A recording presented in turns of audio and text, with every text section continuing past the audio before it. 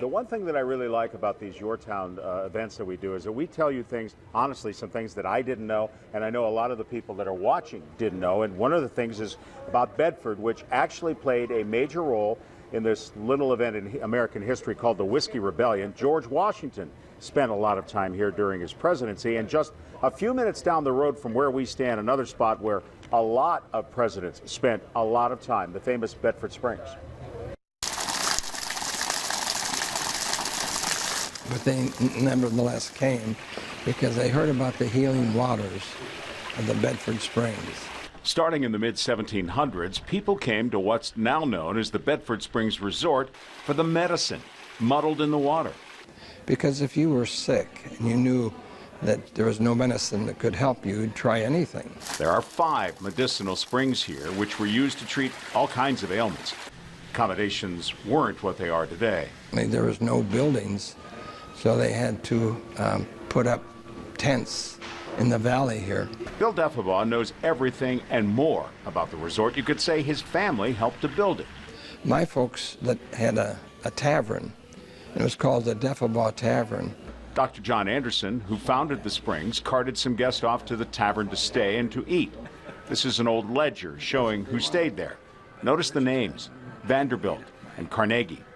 By the 1800s, people needed an escape from the industrialized cities and came here to relax. But during that period, many presidents would come.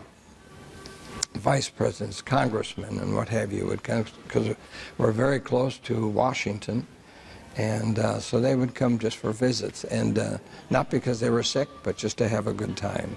No president spent more time here than James Buchanan. In fact, the resort became known as his summer White House. He received the first transatlantic telegraph in the lobby in 1858 from Queen Victoria. In the 1940s, the federal government in many ways took over operations. President Franklin Roosevelt turned it into a naval radio school. It was being used as a hotel, but they wanted to vacate everybody and have a school here, a radio school. So from 1942 to 1945, they graduated 7,000 sailors with their license in radio. A few years later, it was an internment camp for Japanese prisoners of war. And it was like a semi-guarded prison, because they had all around the hotel they had fences up with barbed wire and so on, and also they had guards. When the war in Japan ended, the prison closed, and the Bedford Springs was a hotel again. But and in '87, because of finances, they shut it down, and it stayed empty for 20 years. And then they opened it again, thanks to the new owners, in 2007. People from all over the country once again travel here to enjoy the peaceful serenity of the mountains and the springs. As much as the resort is a place to chill out, it's a living tribute to history. Here's a picture of the Defibaugh Tavern.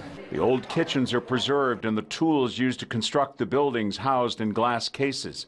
Bill donated most of the old furniture that you see scattered throughout the resort. But I've followed the history all my life. And it's all in the family. So my kids enjoy the Bedford Springs. They come here to eat on Fridays. Pretty fascinating place at Bedford Springs.